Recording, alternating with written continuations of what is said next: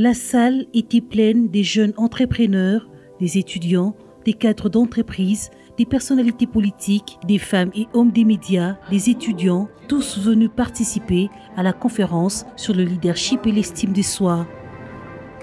Un Inspiring Time organisé par Clavis Atlas Service dans le but de motiver et stimuler une nouvelle classe de leaders devant contribuer au développement des pays africains.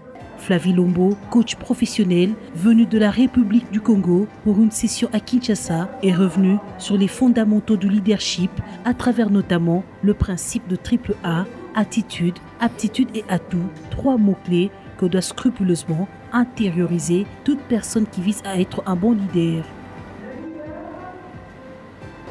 Je ne suis pas d'accord que l'on puisse interdire à un enfant l'accès à l'éducation. On peut avoir des dispositions, on peut avoir la posture, mais si on n'a pas les connaissances, qu'elles soient dans le secteur général ou dans le secteur technique et professionnel, il faut pouvoir former les gens. Lorsque vous avez mis ces 2 A là, donc l'attitude et les aptitudes, vous avez réussi quelque chose. La connaissance ne s'acquiert pas non plus que par l'éducation, entre guillemets, celle acquise par le colon, le système éducatif, mais aussi par l'observation. J'aime beaucoup une célèbre parole d'Amadou Mpateba qui dit « Tout nous parle, tout est parole ». Tout autour de nous est sujet à connaissance, tout est parole. Et toute ça mise ensemble, ça constitue un atout. Et c'est cet atout-là que doit pouvoir acquérir le leader pour être ce grand guide, cette personne inspirante, cette personne influente, empowering person. Parmi les thématiques, la prise de parole en public.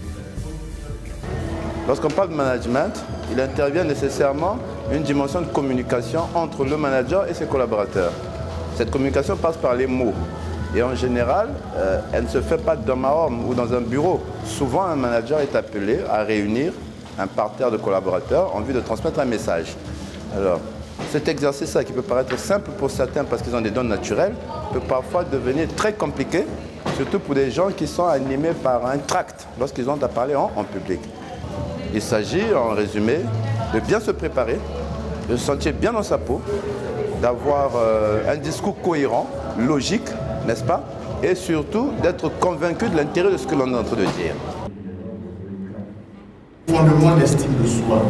Ce qui ont mis l'ingé encore, c'est qu'on est exemple de préparer la famille. Ce qui est au manager de ton homme là, c'est que tu es capable de manager aussi les autres. À tous les niveaux, sans distinction aucune. Lito Tengue est lui revenu sur le leadership et le management de l'exigence. C'est une opportunité de pouvoir partager, de comprendre un peu ce que c'est que le leadership, le management et surtout ensuite l'exigence en soi, qui sont des éléments en fait nécessaires pour justement arriver à parfaire, notamment que ce soit son éducation ou par rapport aux ambitions que nous avons. Mais aussi cela se décline un peu aussi par rapport à l'expérience personnelle, parce que vous savez que tous ces éléments font partie aussi de notre être. Le développement du leadership et la confiance en soi étaient développés par Espérance Belao, qui estime que les femmes doivent montrer qu'elles ont la capacité de changer les choses. Le leader ou la leader, c'est cette femme qui est à mesure d'impacter la vie des autres. Là, qui est à mesure, qui a une vision, mais elle ne peut pas l'accomplir seule, il faut aller vers les autres. Il faut, pour aller vers l'autre, pour transmettre ta vision, il faut savoir communiquer avec l'autre. Tu ne peux communiquer avec l'autre quand tu es convaincu de ce que tu veux faire. Quand tu ne le sais pas, il sera difficile d'atteindre les objectifs ou atteindre ta vision. Donc aujourd'hui, c'est capital. D'ailleurs, c'est un moment très crucial, surtout pour nous, la RDC et l'Afrique. Enfin, moi, j'ai dit, les hommes ont échoué. Donner cette possibilité aux femmes de montrer qui elles sont et pour changer la donne dans ces pays. Quand on connaît sa valeur, on n'hésite pas. Quand on connaît sa valeur, on n'a pas peur. Quand on connaît sa valeur, on fonce, on agit. On n'est pas dans l'attentisme, j'attends, non, je vais. Inspiring Time était aussi l'occasion de faire des témoignages de réussite. Mon propos était sur comment la famille aujourd'hui a développé cette fortune. Là, c'est parti naturellement d'un seul homme qui est Ibina Daniel, qui fut un autodidacte et qui est parti du raffia et de la cola dont il est parti de son village natal pour pouvoir construire sa fortune. Et de là, il a construit cette fortune en ayant des valeurs. Et c'est ce qui a permis aujourd'hui qu'il ait laissé un patrimoine immobilier important. Ne jamais mettre l'argent avant l'être humain.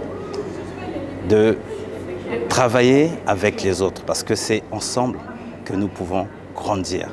Donc c'est d'abord de s'aimer et aimer les autres au-delà. En fait, ce sont des valeurs bibliques qui sont nos livres de chevet. Donc il faut que les hommes se remettent en cause et croient en ce qui est, je voudrais dire, de l'endroit où ils se trouvent. L'endroit où on se trouve a un potentiel. Donc c'est de ce potentiel-là que nous devons sortir le meilleur. Cette rencontre de Kinshasa se présente comme un carrefour de développement pour le Congo. Il est important de développer le leadership transformationnel. On dit souvent que nous avons énormément de capacités en Afrique centrale, que nous sommes un continent qui est plein d'avenir, plein de potentialités. S'il faut développer nos potentialités, c'est d'abord en cultivant notre leadership. Et je crois que l'utilité de cette conférence n'est plus à démontrer. Le fait également que cette conférence soit entre les deux fleuves et que le promoteur ou la promotrice, Flavie Lumbo, ait traversé le Pool pour venir nous parler du leadership ici, ça veut dire que certes nous sommes deux nations, mais nous avons un destin commun. Et ce destin doit s'exprimer à travers un leadership transformationnel. Et vous le savez, nous avons des atouts. Ces atouts, ce n'est pas simplement pour le Congo-Kinshasa ou le Congo-Brazzaville. Nous portons des grandes thématiques mondiales dans nos deux pays qui appellent à ce que nous ayons un vrai leadership. Parce que demain, il y aura une gouvernance mondiale sur le changement climatique, sur l'énergie, sur mille et une questions. La voix du Congo, la voix des deux Congos doit être entendue. Elle ne peut l'être qu'à travers de grands leaders. Et je pense qu'avec un continent qui est jeune, des nations qui sont très jeunes, nous ne manquerons pas de tirer le meilleur parti de ces conférences pour extraire de cette jeunesse le meilleur leadership possible. Les participants, essentiellement des jeunes entrepreneurs, saluent cette rencontre qui les inspire davantage. C'est développer son leadership et son estime de soi, attitude et aptitude. Vraiment, c'est une très bonne chose. Souvent, nous avons la notion qu'un leader doit toujours être en tête d'un groupe, d'une équipe, mais ce n'est pas seulement ça. Un leader peut se retrouver derrière toute l'équipe ou au milieu d'eux. Un leader doit être un exemple. Un leader doit savoir comment relever l'un de son équipage, comment les aider à évoluer. Un leader doit apprendre à se respecter et à respecter les autres, leur valoriser. Cela pourrait aussi le permettre à tous d'aller de l'avant. Satisfaite du déroulement de cette session, l'initiatrice salue la participation des jeunes qui seront des grands leaders de demain. J'avais pris la peine d'inviter particulièrement les jeunes. Oui, les DRH, ils sont déjà accomplis, les cadres, les entrepreneurs, ils ont déjà une vision. Ils ont une stratégie, même s'il faut peut-être l'affûter, l'aiguiser, mais ils ont déjà une stratégie. Mais les jeunes ont besoin d'être conduits. Ils ont besoin d'avoir des repères. Là, je suis vraiment satisfaite d'avoir des jeunes qui sont venus écouter. Et je suis absolument sûre que parmi ces jeunes, nous aurons des grands leaders demain. J'en ai vu nombreux prendre des notes. Et ils avaient une oreille affûtée.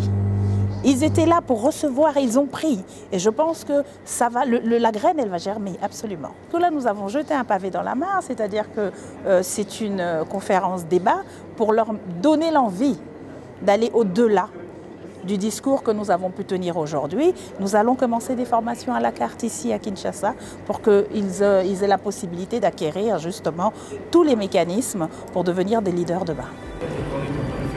Cette conférence débat, organisée le 30 avril à Kinshasa, ouvre la porte à une série de formations et coaching pour une nouvelle classe de leaders en Afrique en général et en RDC en particulier.